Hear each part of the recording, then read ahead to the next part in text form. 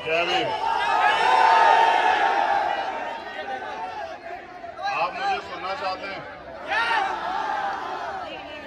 मैं कम से कम 1 घंटा बोलने वाला हूं, समय है आपके पास? फिर बैठ जाओ।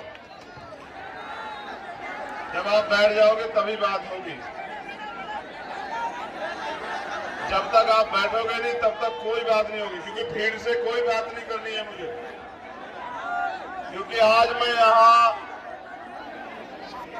भीम नगरी के प्रोग्राम में हूँ, तो जब आप बैठ जाओगे तभी बात होगी। मैं इंतजार कर लूंगा आप तक, आप बैठ जाओ।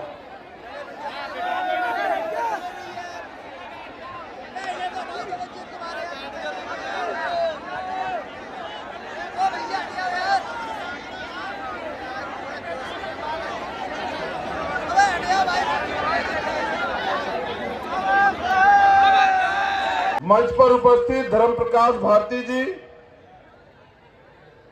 हमारे प्रदेश के सम्मानित अध्यक्ष सुनील कुमार चित्तौड़ जी, हमारे राष्ट्रीय कोर कमेटी के मेंबर भाई सिकंदर बोध जी, मेरे साथ चल के आए पूर्व कैबिनेट मंत्री चौधरी महेंद्र सिंह जी, हमारी पार्टी के राष्ट्रीय कोर कमेटी के मेंबर भाई अमित कसाना जी,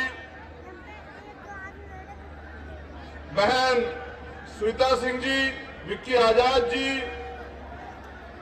अनिल करदम जी, राम गोपाल जी, मुकेश ठेकेदार जी, भाई राजू अंसारी जी, अमजद कुरैशी जी, जिलाध्यक्ष भीम आर्मी ब्रजेश सिंह जी, भाई प्रदीप पिप्पल जी, गजेंद्र पिप्पल जी, राजेंद्र करदम जी, मैं आप सबका धन्यवाद करता हूं।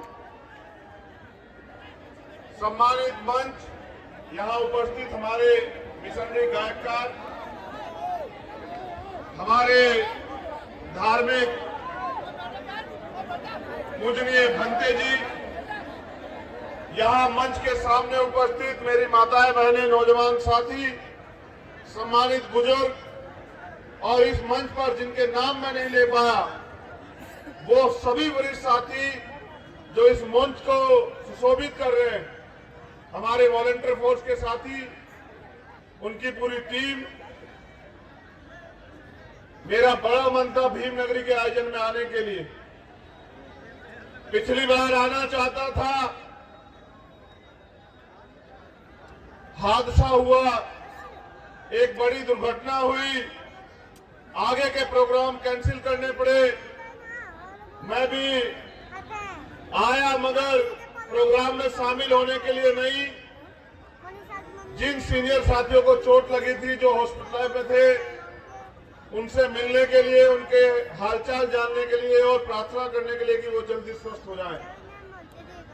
इस बार जब मुझे आयोजक कमेटी द्वारा चीफ गेस्ट बुलाया गया तो मेरी दिली इच्छा थी, मैंने चित्तौड़ साहब से कहा कि मैं जरूर आऊंगा।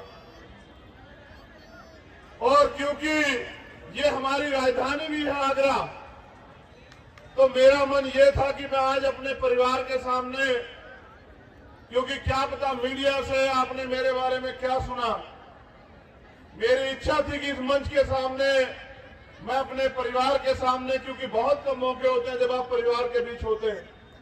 राजनीतिक मंच तो बहुत होते हैं, आंदोलन भी बहुत होते हैं, लेकिन ये मेरा परिवार है और मेरे दोनों तरफ परिवार मेरा बैठा हुआ है। मैंने सोचा था कि जब मैं अपने परिवार के बीच में होऊंगा तो मैं अपनी बात जरूर रखूंगा कि मैं कौन और मैं क्या चाहता हूं।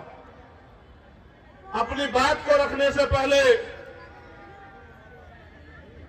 क्योंकि जिनकी वजह से हम हैं और जिनकी 132वीं जयंती समारोह में हम लोग शामिल हुए हैं, मैं उन महापुरुषों को एक श्रेणी में रखते हुए महामानव तथागत बुद्ध से लेके संत शिरोमणि सदगुरु रविदास, गुरु नानक देव, गुरु कबीरदास, भगवान वाल्मीकि, गुरु घासीदास, राष्ट्रपिता ज्योतिबा फूले, छत्रपति साहू जी महाराज, पेरियर रामा स्वामी नायकर, पेरियर लल्ले यादव, क्योंकि ये आगरा की धरती है तो एक और शख्स जिनके काम की मैं दिल से सराहना करता हूं, चौधरी चरण सिंह जी को भी नमन करता हूं। हम लोग जयंती क्यों मना रहे हैं, हम लोग भीमनगरी का आयोजन क्यों कर रहे हैं, ये जानकारी तो भीमनगरी के बारे में मुझे समझ से मिली, लेकिन जितना मैं समझ पाया, हम लोग जयंती इसलिए मनाते हैं क्योंकि एक घटना मैं आपको याद दिलाना चाहता हूं, जो बाबा साहब अम्बेडकर के साथ घटी। उन्होंने जब वो पढ़ते थे, उस कॉलेज की दीवार पे एक कोट लिखा हुआ था, जैसे हम बुद्ध विहार में अम्बेडकर भवन में देखते हैं कोट लिखे होते हैं। कोट ये था कि मनुष्य पैदा होता है और मर जाता है, महापुरुष पैदा होते हैं लेकिन महापुरुष कभी नहीं मरते। बाबा साहब अम्बेडकर ने वो जो दूसरी लाइन थी, उस दूसरी लाइन को कट कर दिया, क्योंकि वो किसी बुद्धिजीवी व्यक्ति द्वारा 200-300 साल से वहां लिखी हुई बात थी। इसका विरोध हुआ तो बाबा साहब अम्बेडकर से सवाल जवाब किया गया। उनसे पूछा गया कि डॉक्टर अम्बेडकर, आपने ये क्यों मिटाया? कल जब अध्यापक भी होंगे, स्टूडेंट भी होंगे, तो आपको अपना पक्ष रखना। तो बाबा साहब अम्बेडकर ने जब उनको मौका मिला और उन्होंने ये बात रखी, तो उन्होंने कहा, सच है, मनुष्य पैदा होता है और मर जाता है, ये एक अटल सत्य, ये सत्य है, मैं इसका विरोध नहीं करता हूं। लेकिन जो दूसरी लाइन लिखी गई है कि महापुरुष पैदा होते और महापुरुष कभी नहीं मरते, तो उन्होंने कहा महापुरुष कभी पैदा नहीं होते, क्योंकि पैदा मात्र एक बच्चा होता है, उसके जीवन के संघर्ष, त्याग, बलिदान और उसके जाने के बाद समाज, प्रदेश, देश, बुद्धिजीवी लोग ये आकलन करते हैं कि ये व्यक्ति कैसा था। जीवित व्यक्ति कभी महापुरुष नहीं हो सकता है। तो बाबा साहब अम्बेडकर ने कहा, हेलो, पैसे पूरे मिले हैं ना? ये राजधानी वालों ने पैसों, मैं अपने परिवार से कहता हूं, सुनो, 75 साल से ताली बजा रहे हो मेरे लोगों और नारे भी लगा रहे हो, हालत बताऊंगा तो रोते हुए जाओगे यहां से। इसलिए कहना चाहता हूं, तुम्हारे कंधों में बहुत बड़ी जिम्मेदारी है, मुझे सुनने के बाद आकलन करना। तो बाबा साहब ने कहा कि पैदा तो मात्र एक बच्चा होता है, उसके जीवन के संघर्ष के पल, त्याग, बलिदान और उसके बाद, उसके जाने के बाद आकलन करके समाज तय करता है कि महापुरुष था या नहीं था। तो इसलिए क्योंकि महापुरुष पैदा नहीं होते और उन्होंने कहा कि महापुरुष भी मर जाते हैं अगर उनकी विचारधारा का प्रचार प्रसार ना हो। सही मायने में बाबा साहब अम्बेडकर ने यह भी कहा कि जो कौम अपना इतिहास नहीं जानती, वो कभी अपने भविष्य का निर्माण नहीं कर सकती है।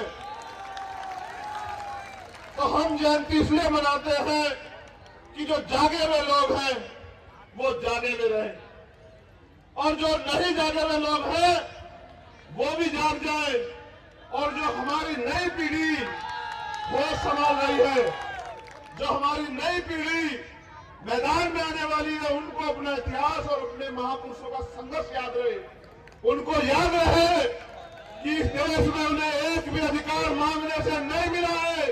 उन्हें याद रहे कि अगर उनका जीवन सुनहरा हुआ है तो ये बाबा साहब अम्बेडकर की देन है। इसलिए उन्हें याद रहे कि हम लोग जयंती क्यों मना रहे हैं। सम्मानित आगरा के मेरे जिम्मेदार साथियों, जब मैं पिछली बार आया 14 अप्रैल के आयोजन में शामिल होने में, विश्वास से कह रहा हूं, मैंने झूठ बोलना नहीं सीखा। जब मैं उस आयोजन से गया तो मैंने आकलन किया कि पूरे दिन हुआ क्या है। तो मैंने सोचा कि ये तो वो धरती है जहां बाबा साहब अम्बेडकर ने 18 मार्च 1956 को भाषण दिया था। इनमें तो उनका गहरा असर होना चाहिए, मगर उस दिन जो मैंने देखा कि एक से बड़ा एक डीजे लगाते हैं, खूब नाचते कूदते हैं, तो मैं सोच रहा था कि बाबा साहब क्या बता के गए और हम क्या कर रहे हैं। तो मैंने घर जाके परिवार में भी ये बताया कि भाई आगरा में कुछ हो नहीं रहा है। लेकिन जब मैंने आज ये भीम नगरी का आयोजन देखा तो मैं जिम्मेदारी का था कि बाबा साहब ने 18 मार्च 1956 को यहाँ एक भाषण दिया और वो भाषण ये था, उसका एक हिस्सा भैया बता गए, मैं उसको पूरा करना चाहता हूं।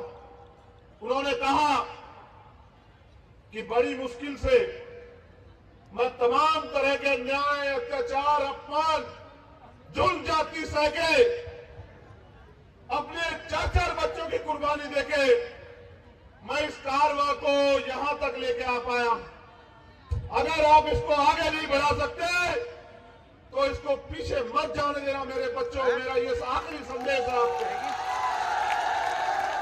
उन्होंने ये भी कहा कि मुझे मेरे पढ़े लिखे लोगों ने धोखा दिया।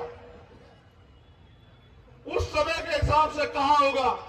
मैं जिम्मेदारी से कहता हूं कि आज का पढ़ा लिखा तो उनके मूवमेंट को आगे बढ़ाने में लगा हुआ जी तोड़ मेहनत कर रहा है।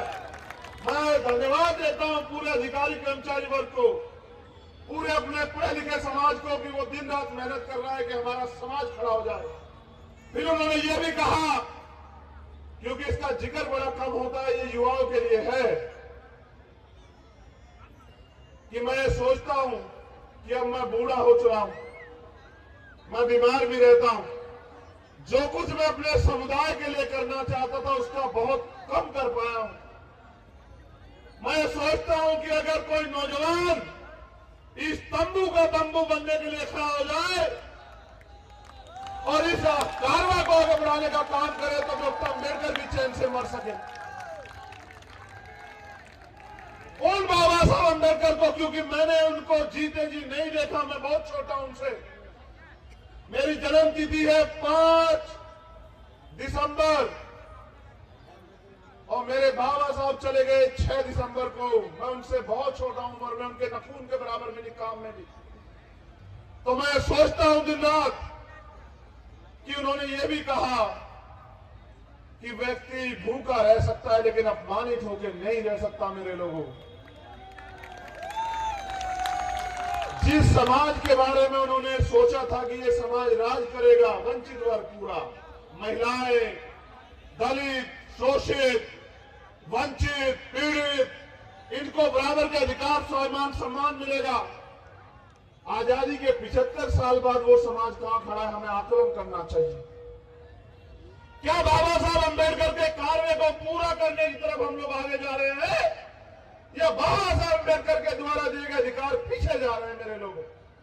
और इसका भी आपको विवरण करके बता देता हूं। विवरण ये है, मेरे सम्मानित पूर्व नेतागण भी यहां बैठे हैं, इनको भी सोचना है, मेरे वरिष्ठ वकील साथी भी बैठे हैं, कि एक समय था, चाहे केंद्र की सरकार हो या स्टेट की सरकार, जब बजट बनता था तो SC ST के लिए कुछ योजनाएं होती थी, स्पेशल कंपोनेंट प्लान का पैसा आता था, हमारे बुद्ध विहार बने, रविदास मंदिर बने, अम्बेडकर भवन बने, हमें लोन बने, हमें बिजनेस करने की आजादी मिले, हमें कुछ और काम करने के अवसर मिले, हमें एजुकेशन में अवसर मिले। ये सारी व्यवस्थाएं होती थी। इस बार का बजट आपने देखा होगा मेरे पढ़े लिखे लोगों, क्या आपने स्पेशल कंपोनेंट प्लान का एक वो सुना? SC ST के लिए कोई स्पेशल ट्रीटमेंट सुना? तो कारवां तो लूट चुका है। सच तो यह है कि कारवां लुटेरा ने लूट लिया है और मेरा समाज अभी गाने बजाने में व्यस्त है, नारा लगाना, झंडा उठाने में व्यस्त है मेरा समाज। जिस समाज को दुनिया की गद्दी पर नाम रोशन करना था, राज करना था, आज भी इनकी बच्चों के साथ अन्य अत्याचार होता है। मुझे अपने दम को कहना पड़ेगा आपसे। आज ये जालौर में एक बच्ची को, तो मुझे नहीं पता वो कौन आके सलाम गोली मार के चले गए। और आपने देखा होगा कि मैं हाथरस की अपनी बहन के लिए किस तरह न्याय के लिए लड़ रहा था इस सरकार से। अब क्या मिले न्याय में, आपने सब देखा होगा। सत्ता के ताकत से क्या न्याय को कितना प्रभावित किया। मैं बात आपसे इसलिए कह रहा हूं क्योंकि मैं अपनी जिंदगी का चिट्ठा आपके सामने खोलना चाहता हूं। मेरे लोगों, ये मेरा परिवार है। मैंने कहा ये राजनीतिक मंच नहीं है, यहां सब मेरे अपने वो कहीं किसी उसमें हो। मैं आपको ये बताना चाहता हूं कि मेरा गांव है छुटमलपुर, उत्तराखंड यूपी बॉर्डर पे, बिल्कुल बॉर्डर के करीब। अब वो कस्बा हुआ, अब से पहले गांव था। मेरे पिताजी प्राइमरी स्कूल में हेडमास्टर थे। बाबा साहब अम्बेडकर के दिए आरक्षण की वजह से नौकरी लगे तो मुझे पूरी बचपन से लेके जब तक मेरे साथ रहे मुझसे कहते रहे कि पढ़ाई कर लो, पढ़ाई कर लो। हम 6 बहन भाई हैं, 6 के 6 को पढ़ाने लिखाने का काम किया। और क्योंकि 6 बच्चों को पालना कोई आसान काम नहीं है, मैं जानता हूं कि मेरे पिता ने मुझे जूता खरीदवाया, मुझे, मेरे भाई को, और अपने आप टूटी चप्पल से नौकरी की। मेरे पिताजी 40 किलोमीटर साइकिल चला के जाते थे कि हमारे पेट में रोटी आ सके। मेरी मां पशु पालती थी, आज भी हमारे लोग पालते हैं गांव देहात में। खेत से जाके घास लाती थी। मैं जब स्कूल से आता तो खेत पे जाता, घास की गठरी उठा के लाता, फिर उसको मशीन में काटता। मेरी मां उसे, उस दूध को बेच के हमारे लिए खर्चा जुटाती। मैंने गरीबी देखी, धीरे धीरे बड़े होते गए। एक समय आया, मेरे पिताजी ने मुझसे कहा कि तुम्हें पढ़ने के लिए विदेश जाना है। तुमने वकालत कर ली। वकालत से जुड़ा भी उनका किस्सा है। उन्होंने केस लड़ा एक, और 15 साल केस लड़ने के बाद जज साहब ने कहा कि फैसला कर लो मास्टर जी। तो उन्होंने कहा जी फैसला करा दो साहब। तो उन्होंने कहा 5,000 रुपए में फैसला कर लो। मेरे पिताजी के 25,000 रुपए किसी को उधार थे, वो बेईमान हो गया। तो मेरे पिताजी ने कहा जज साहब मैं तो इससे ज्यादा पैसे तारीखों में लगा बैठा हूं। तो उन्होंने रोते हुए जज साहब से कहा कि यहां इन अदालतों में न्याय नहीं होता है, यहां न्याय जज बदलता है, तारीख बदलती है, हमारे जैसे लोग चप्पल खींचते रहते हैं। मैंने अपने बच्चों का हिस्सा काट के इसको उधार दिया था बुरे समय में। तो मेरे पिताजी ने मुझसे कहा कि तुम्हें जज बनना, तुम्हें न्याय करना है, न्याय। इसलिए मैंने लॉ की। फिर मेरे पिताजी ने कहा कि तुम्हें पढ़ने के लिए विदेश जाना है, क्योंकि बाबा साहब विदेश में पढ़ने गए। तुम्हें LLM और आगे की पढ़ाई। उस समय यहां पर साइबर क्राइम का बड़ा वो चल रहा था, वकील नहीं थे। अपने परिवार में शामिल हो जाओगे, लेकिन पता नहीं बाबा साहब का सपना कब पूरा होगा। जिस दिन उनको मैंने खोया 11 जनवरी 2013 को, मैंने ये वचन दिया उनके शव को कि मैं अपने जीवन का आखिरी कतरा तक जो है, आखिरी मिनट तक तो जो है, वो बाबा साहब अम्बेडकर के मिशन को पूरा करने के लिए लगा दूंगा। आज के 11 जनवरी 2013, और ये जब इस बार 11 जनवरी 2023 आई तो मैंने अपनी मां से कहा कि मुझे 10 साल हो गए घर छोड़े हुए, और मैं कोशिश करता हूं कि खाने से पहले भी अगर कोई काम हो तो उसको निपटा दूं। लेकिन सम्मानित साथियों, जैसा मैंने आपको बताया, इस 10 साल में मैंने हजारों लड़ाई लड़ी होंगी, और मेरे साथ मेरी ताकत के रूप में भीम आर्मी के एक कार्यकर्ता ने, चाहे वो पूरे देश में कहीं हो, उन्होंने वो जमीनी लड़ाई लड़के दिखाया। जिन युवाओं को ये कहा जाता था कि युवा ना समझ होते हैं, युवाओं में लड़कपन होता है, युवा जिम्मेदार नहीं होते, उन युवाओं ने वो करके दिखाया, जिसकी बदौलत आज चंद्रशेखर आजाद इस मंच में बैठा। ये उनकी देन है। वरना जहां से मैं निकल के आया, आगरा के भीम नगरी के मंच पे मुख्य अतिथि होना मेरे जैसे गरीब के बेटे के लिए कोई मामूली बात नहीं है। ये समाज का मंच है। तो इन सब के बाद कई ऐसी लड़ाई है, जिन लड़ाइयों को लड़ते लड़ते मैंने अन्याय की पराकाष्ठा देखी।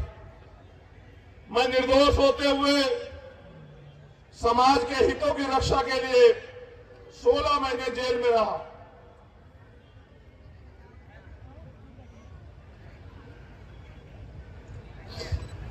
जब मुझसे एक वकील मिलने आया दिल्ली का जेल में, वो वकील और पत्रकार दोनों था, तो मैंने उसको कहा कि आज देखो, सरकार के कारण एक पढ़ा लिखा वकील अपराधी बन के जेल में पड़ा है।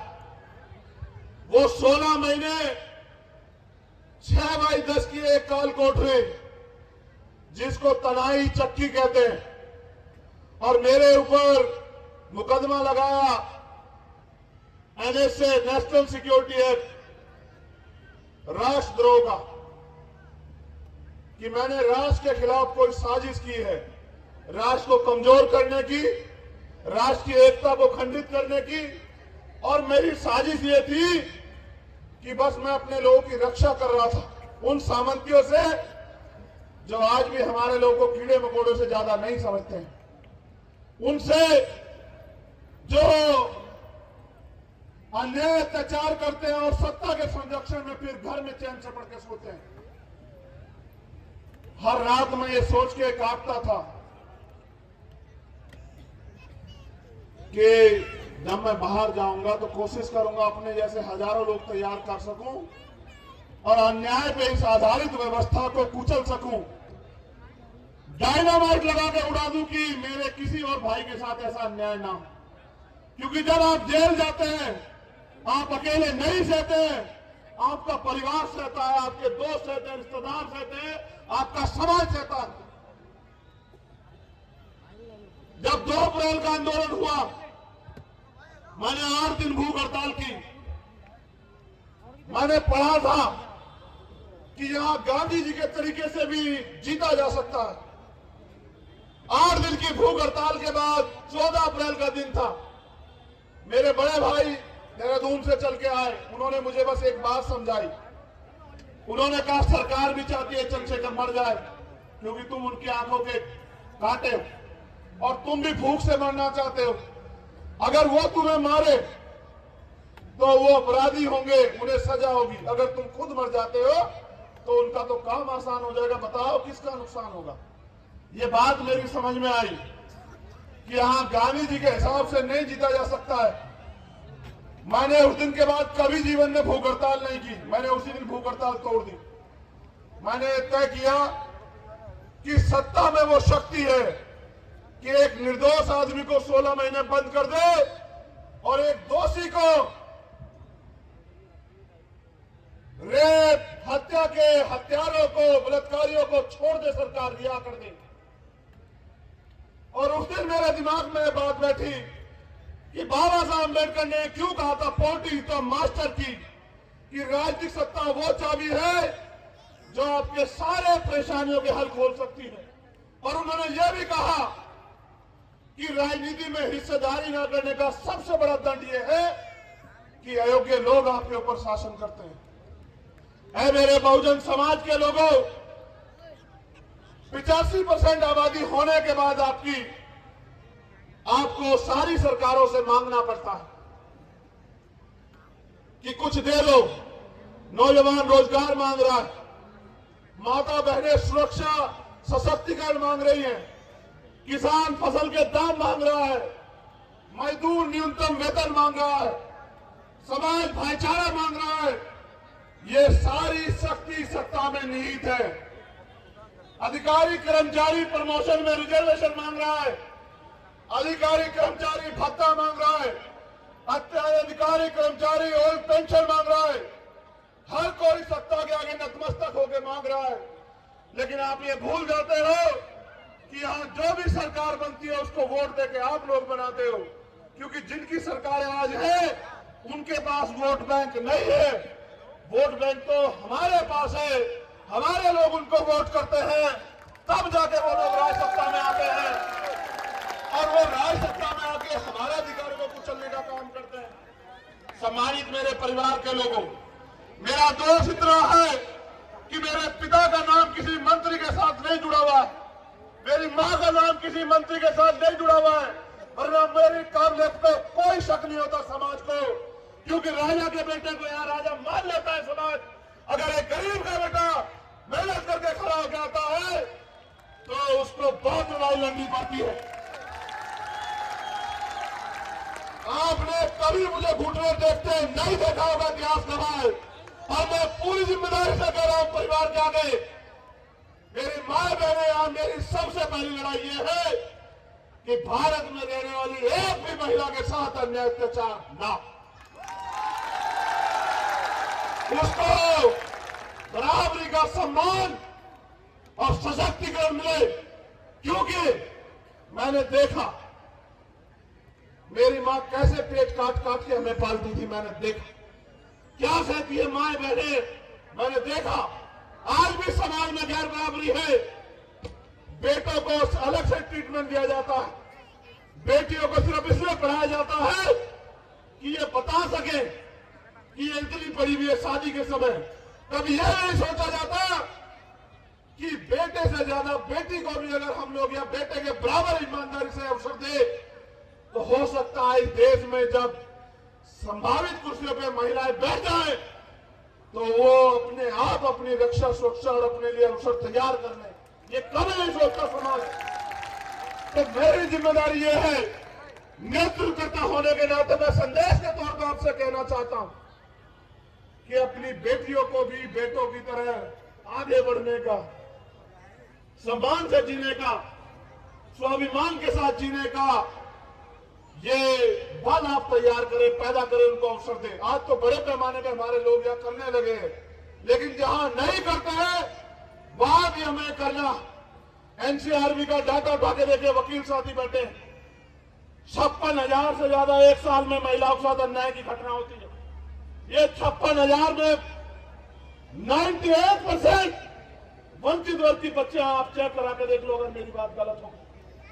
मैं पूछना चाहता हूं, जब सब जगह समानता है तो फिर ये 98% बहुजन समाज की महिलाएं बच्चे अन्याय का शिकार क्यों?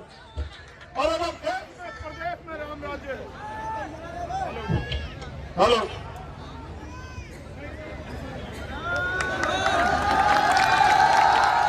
अगर प्रदेश में राम राज्य है, हेलो सरकार का प्रभाव है थोड़ा सा,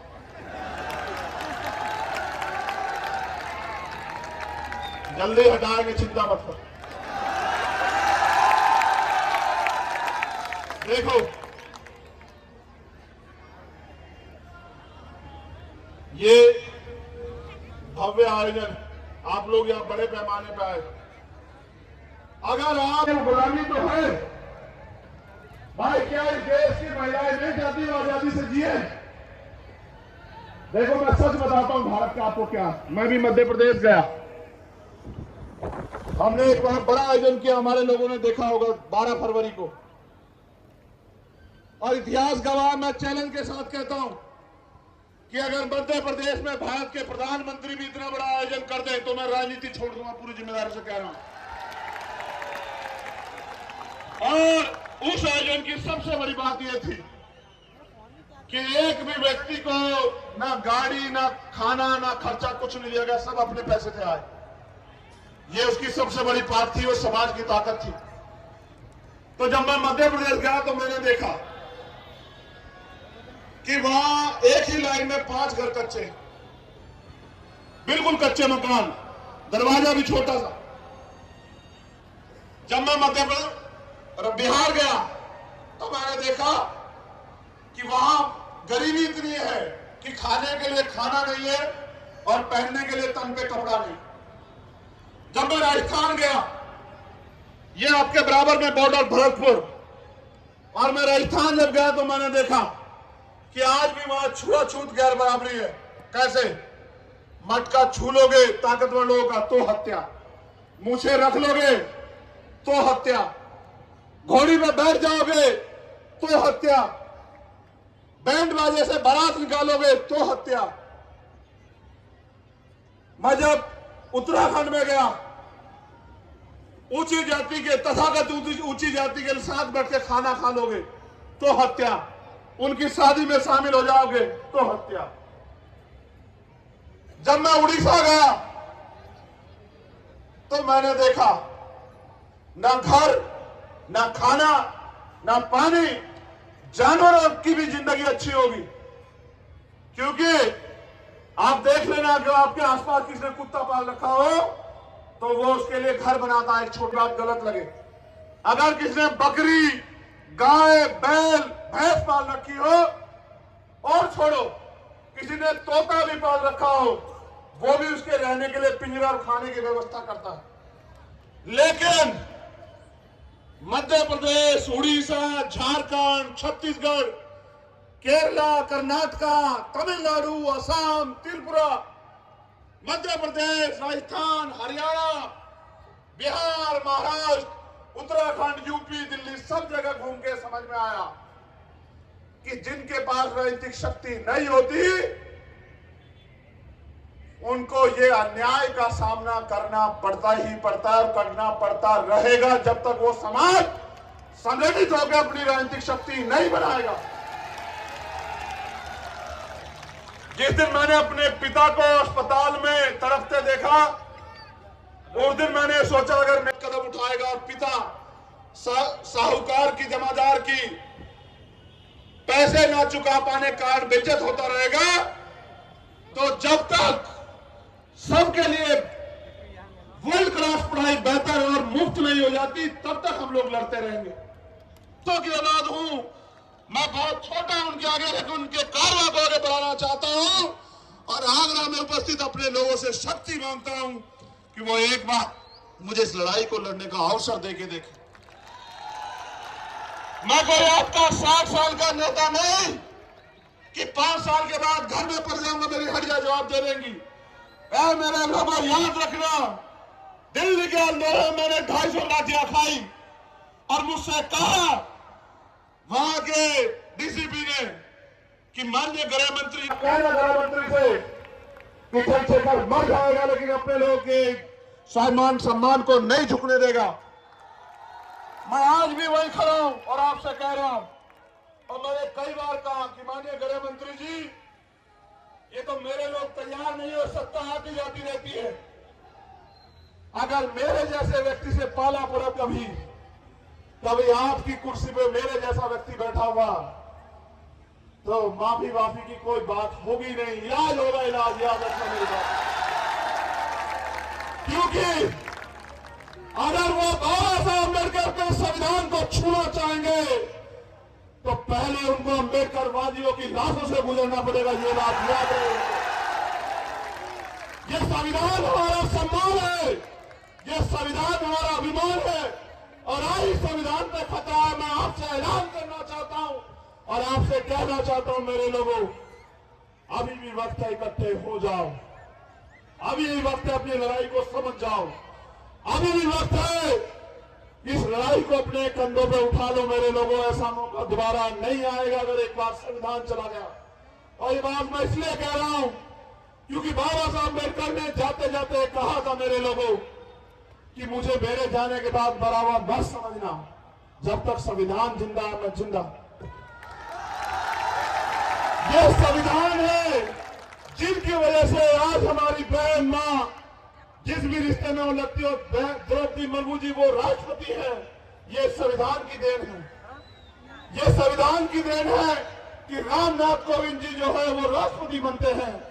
ये संविधान की देन है कि नरेंद्र मोदी जी पिछड़े वर्ग का खुद को बताते हैं, मुझे तो नहीं पता कौन है, क्योंकि अगर पिछड़े वर्ग के होते तो जातिगत जनगणना में श्रम से भी आगे खड़े होते।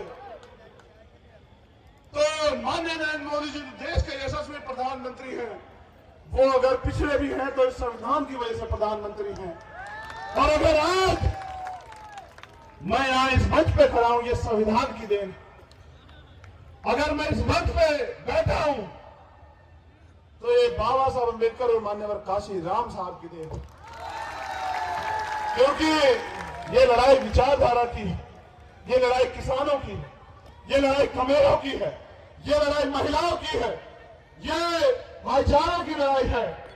और मैं ये भी कहना चाहता हूं अपने परिवार से इजाजत लेके इस मंच के माध्यम से कि देश के अल्पसंख्यक समाज से कहना चाहता हूं, ईसाई, सिख, बौद्ध, मुसलमान, जब तक अम्बेडकरवादी जिंदा है, डरना मत मेरे भाइयों।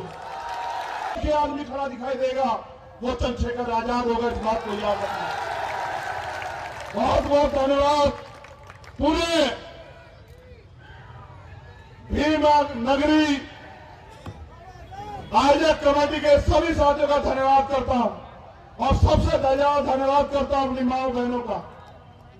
इसलिए धन्यवाद करता हूं, ना वो हल्ला मचाती ना नारा लगाती, बस अपने भाई को देखती सुनती रहती और अपना आशीर्वाद प्यार भेंट करती रहती है और मन ही मन मुस्कुरा मुस्कुरा कहती रहती है। जिन जो भाई मानती है वो कहती है कि मेरा भाई एक दिन आगे बढ़ के हमारी रक्षा और सुरक्षा करेगा, और जो बेटा मानती है वो कहती है एक दिन मेरा बेटा दादा सब मिलकर के कारवा को मंजिल तक पहुंचाएगा।